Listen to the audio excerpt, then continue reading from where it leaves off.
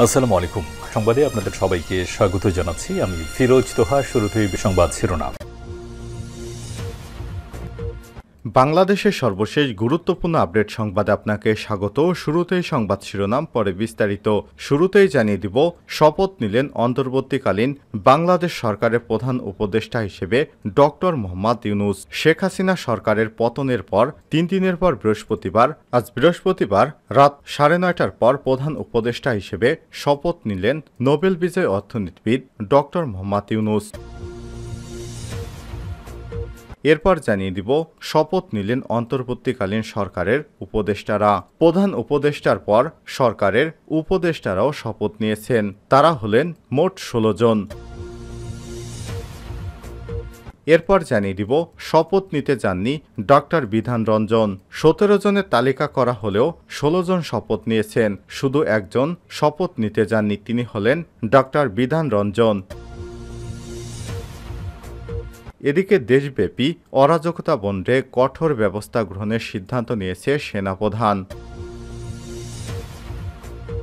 জানিয়ে দিব, আলটিমেটামের পর রাজশাহী বিশ্ববিদ্যালয়ের ভিসির পদত্যাগ। এবং সর্বশেষ জানিয়ে দিব, দেশকে অস্থিতিশীল করার চক্রান্ত প্রতিহত করতে হবে, নেতাকর্মীদেরকে বললেন বিএনপির মহাসচিব মির্জা ফখরুল ইসলাম আলমগীর। দেশে চলমান অরাজকতা সৃষ্টি হয়েছে। শেখ হাসিনা পালানোর পর দেশে বিভিন্ন সন্ত্রাসীরা সংখ্যালঘু সহ অসংখ্য মানুষের স্থাপনায় হামলা করে দেশে অরাজক পরিস্থিতি তৈরি করেছে। বিএনপির চেয়ারপারসন বেগম খালেদা জিয়ার নামে এবং তারেক রহমানের নাম ভাঙিয়ে তারা সব অপকর্ম করছে। এদেরকে প্রতিহত করতে হবে বলে জানিয়েছেন তিনি। প্রিয় দর্শক, এতক্ষণ শুনছিলেন সংবাদ শিরোনাম, এবারে বিস্তারিত।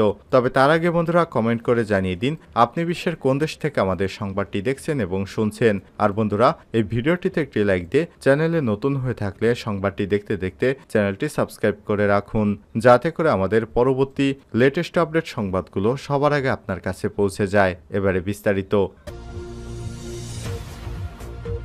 শপথ নিলেন অন্তর্বর্তী সরকারের প্রধান উপদেষ্টা ডক্টর ইউনূস। শেখ হাসিনা সরকারের পতনের 3 দিন পর বৃহস্পতিবার অন্তর্বর্তী সরকারের প্রধান উপদেষ্টা হিসেবে শপথ নিলেন ডক্টর মোহাম্মদ ইউনূস।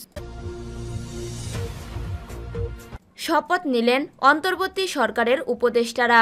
শেখ হাসিনা সরকারের পতনের 3 দিন পর আজ বৃহস্পতিবার রাত 9:30টার দিকে অন্তর্বর্তীকালীন সরকারের উপদেষ্টারা শপথ নেন।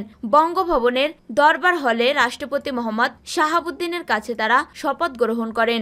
এর আগে প্রধান উপদেষ্টা হিসেবে শপথ নেন নোবেলজয়ী ডক্টর মোহাম্মদ ইউনূস। অন্য যেসব উপদেষ্টারা শপথ নিয়েছেন, সালেহ উদ্দিন আহমেদ, ডক্টর আসিফ নজরুল, আদিলুর রহমান খান, হাসান আরিফ, তৌহিদ হোসেন, সৈয়দা রেজওয়ান হাসান, মোহাম্মদ নাহিদ ইসলাম, আসিফ মাহমুদ, সজীব ভুঁইয়া, এম সাকাউত হোসেন, অবসরপ্রাপ্ত ব্রিগেডিয়ার জেনারেল সুপ্রদীপ চাকমা, ফরিদা আক্তার, বিধান রঞ্জন রায়, আফমা খালিদ হাসান, নূরজাহান বেগম, শারমিন মুর্শিদ, ফারুকী আজম।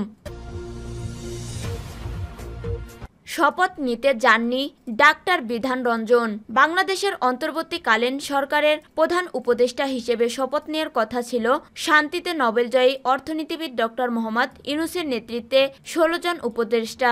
বৃহস্পতিবার রাত 9টায় শপথ গ্রহণ করে দায়িত্ব গ্রহণ করার কথা তাদের এই তালিকায় নাম থাকা অধ্যাপক ডাক্তার বিধান রঞ্জন রায় পোদ্দার শপথ নিতে যাননি। এ প্রসঙ্গে তিনি কালবেলাকে বলেন, আমাকে আমন্ত্রণ জানানো হয়েছিল, কিন্তু আমি শপথ নিতে যাইনি। আমি এখনই সিদ্ধান্ত নিতে পারিনি। আমি আমার ঘনিষ্ঠদের সঙ্গে আলাপ করে সিদ্ধান্ত জানাবো।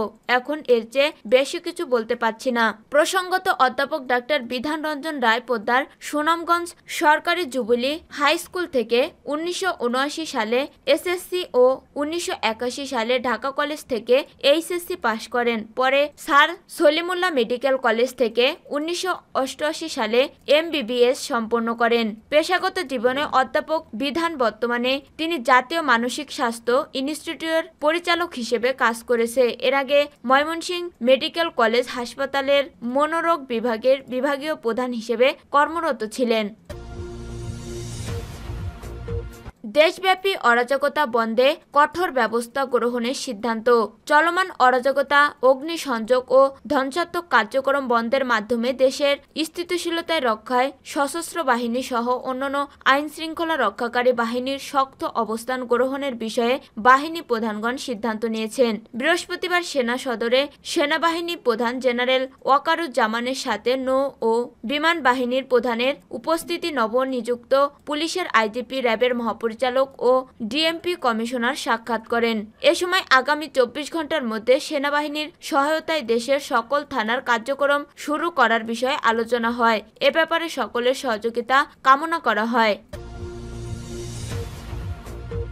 আলটিমেটামের পর রাজশাহী বিশ্ববিদ্যালয়ের ভিসির পদত্যাগ। রাজশাহী বিশ্ববিদ্যালয়ের ভিসি অধ্যাপক গোলাম সাব্বির সাত্তর পদত্যাগ করেছেন। ব্যক্তিগত কারণ দেখিয়ে পদত্যাগ করেন তিনি। এর আগে 6 আগস্ট বিশ্ববিদ্যালয়টির ছাত্র উপদেষ্টা জাহাঙ্গীর আলম সাউদ, আসাবুল হক সহ প্রক্টরিয়াল বোর্ডের সদস্যরা পদত্যাগ করেন বলে জানান স্থানীয় সাংবাদিক আনোয়ার আলী হিমু। বৃহস্পতিবার সকলে ভিসির পদত্যাগের আলটিমেটাম দিয়ে একটি প্রেস বিজ্ঞপ্তি দেন বৈষম্য বিরোধী ছাত্র আন্দোলনের রাজশাহীর সমন্বয়করা।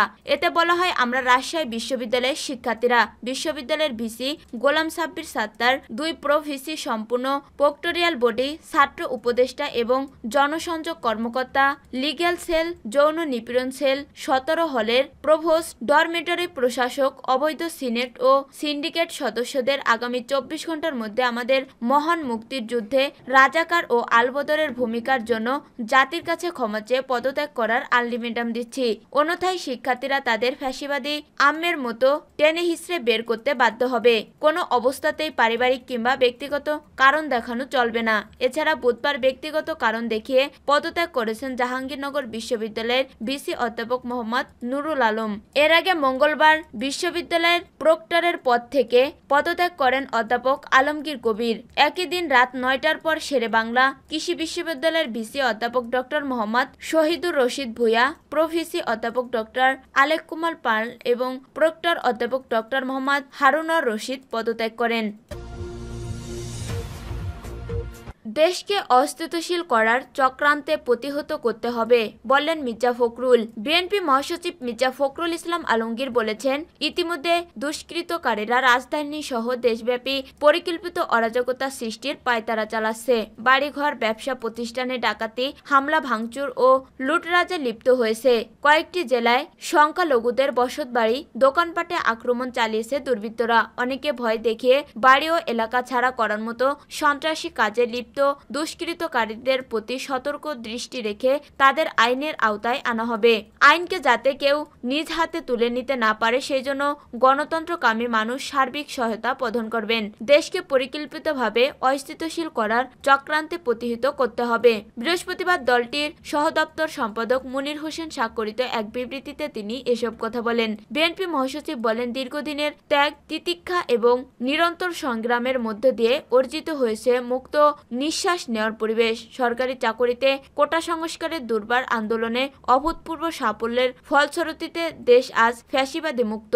বৈষম্য বিরোধী যৌক্তিক আন্দোলনে সাধারণ ছাত্রছাত্রীদের সাহস ও দৃঢ়তায় গণমানুষের বহু কাঙ্ক্ষিত প্রকৃত গণতন্ত্র প্রতিষ্ঠা বাস্তবায়নে অবধারিত সুযোগ সৃষ্টি হয়েছে। ছাত্র জনতার অভ্যুত্থানে অর্জিত বিজয়কে সংহত করে দেশের জনগণের জানমালের নিরাপত্তা নিশ্চিত করতে হবে। কেউ যাতে আন্দোলনের অর্জিত বিজয়কে বিকৃত করতে না পারে সেদিকে গণতন্ত্রকামী মানুষকে সতর্ক থেকে একযোগ তা প্রতিহত করতে হবে। শান্তির সমাজ গড়তে দেশনেত্রী বেগম খালেদা জিয়ার যে অঙ্গীকার সেটি সার্থক করার জন্য বাংলাদেশ জাতীয়তাবাদী দল বিএনপি দৃঢ় প্রতিজ্ঞ।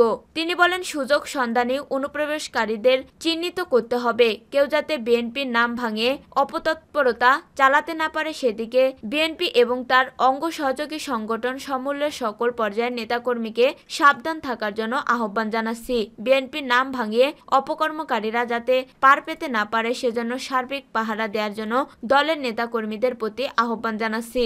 মির্জা ফখরুল বলেন, নৈরাজ্য সৃষ্টির অপচেষ্টাকারীদের সম্পর্কে সবাইকে সচেতন থাকতে হবে। অপতৎপরিতাকারীদের সম্পর্কে কোনো তথ্য পাওয়া গেলে সেটি তাৎক্ষণিক নিরাপত্তা বাহিনী বা আইন শৃঙ্খলা বাহিনীকে অভিহিত করার জন্য এলাকাবাসী ও দলের নেতাকর্মীদের প্রতি আহ্বান জানাচ্ছি।